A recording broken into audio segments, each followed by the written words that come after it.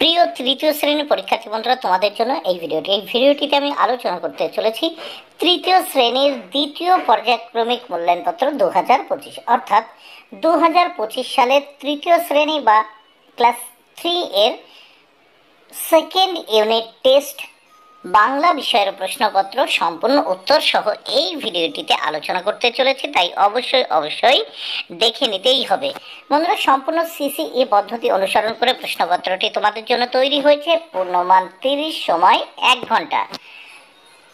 পরীক্ষার্থীর নামের জায়গায় তোমরা তোমাদের নাম লিখবে, ক্রমিক সংখ্যার জায়গায় তোমরা তোমাদের রোল নাম্বার লিখবে। পরীক্ষায় বিদ্যালয়ের নামের জায়গায় তোমরা তোমাদের বিদ্যালয়ের নাম লিখবে। প্রাথমিক শিক্ষা পর্ষদের নির্দেশ অনুযায়ী নবপ্রবর্তিত পর্যায়ক্রমিক মূল্যায়ন পদ্ধতি অনুসরণ করে প্রশ্নপত্রটি তৈরি হয়েছে। প্রথমে দেখো 1 দাগে কি বলেছে। 1 দাগে বলেছে নদী কবিতাটির প্রথম 4 লাইন মুখস্থ লেখো। এর জন্য রয়েছে 8 মার্ক। তাহলে দেখে নেওয়া যাক। নদী নদী নদী সোজা যেতিস যদি, সঙ্গে যেতুম তোর আমি জীবন ভোর। তাহলে এই 4টা লাইন লিখতে পারলেই কিন্তু 8 মার্ক তোমরা পেয়ে যাচ্ছ। নেক্সট আমরা দেখে নেব 2 দাগে। 2 দাগে কি বলেছে দেখে নেওয়া যাক। সঠিক উত্তরটির মাথায় টিক চিহ্ন দাও। এর জন্য রয়েছে 4 মার্ক। প্রত্যেকটি প্রশ্নের জন্য 1 মার্ক করে বরাদ্দ। 2 এর ক, তারা অপমানিত বোধ করলো। উত্তর হবে করলো। খ, নৌকার মালিকের নাম মধু। উত্তর হবে মধু। গ, এক সময়ে পৃথিবীতে গাছেরাও চলাফেরা করত। উত্তর হবে করত। ঘ, একসঙ্গে থাকলে শক্তি বাড়ে। উত্তর হবে বাড়ে। এবার নেক্সট আমরা 3 দাগে দেখে নেব। 3 দাগে কি বলেছে। নিচের প্রশ্নগুলির একটি বাক্যে উত্তর লেখো। 4টি প্রশ্নের উত্তর করতে হবে। 4 মার্ক। প্রত্যেকটি প্রশ্নের জন্য 1 মার্ক করে বরাদ্দ। 3 এর ক, নৌকা যাত্রা কবিতায় নৌকাটি কোথায় বাঁধা আছে।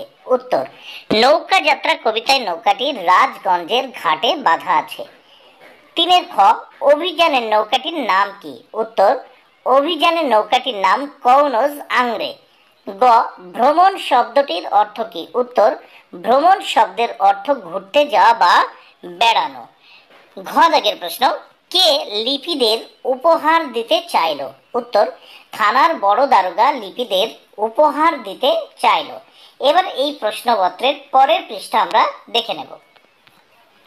তাহলে দেখে নেওয়া যাক। প্রথমেই 4 দাগে। 4 দাগে কি বলেছে, নিচের শব্দগুলির অর্থ লেখো। 4টি শব্দের অর্থ লিখতে হবে। এর জন্য রয়েছে 4 মার্ক। প্রত্যেকটি শব্দের অর্থ লেখার জন্য 1 মার্ক করে বরাদ্দ। 4 এর ক, জিজি শব্দের অর্থ বুড়ো ডাকার অনুপযুক্ত উপায়।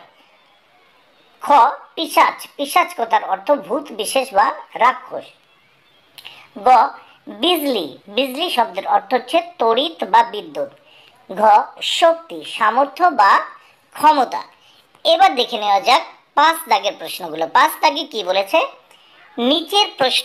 নিচের শব্দগুলির বিপরীত শব্দ লেখো।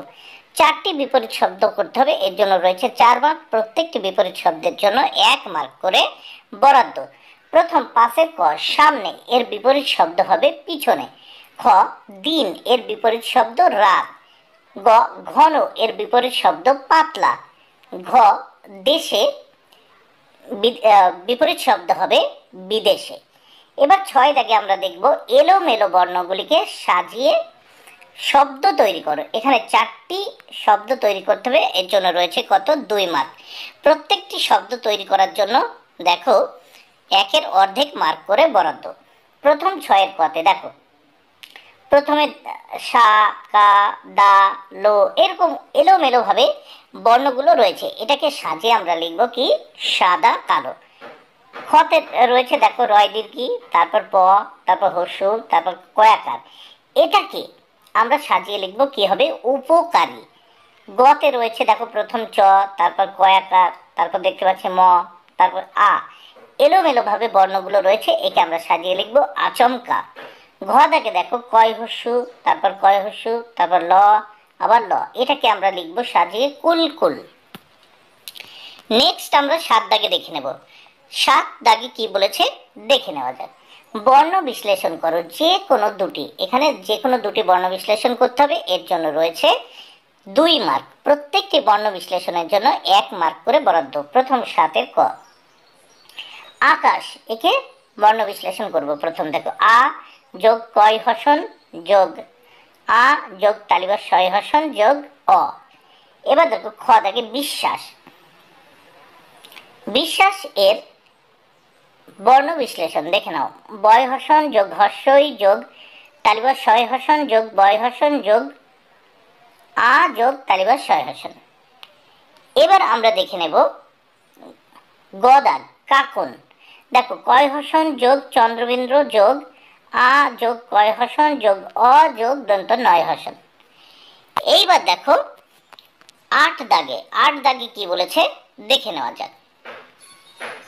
8 দাগে বলেছে দেখো বাক্য রচনা করো, যে কোনো দুটি বাক্য রচনা করতে হবে। এর জন্য রয়েছে 2 মার্ক, প্রত্যেকটি প্রশ্নের জন্য 1 মার্ক করে বরাদ্দ, মানে প্রত্যেকটি বাক্য রচনার জন্য 1 মার্ক করে বরাদ্দ রয়েছে।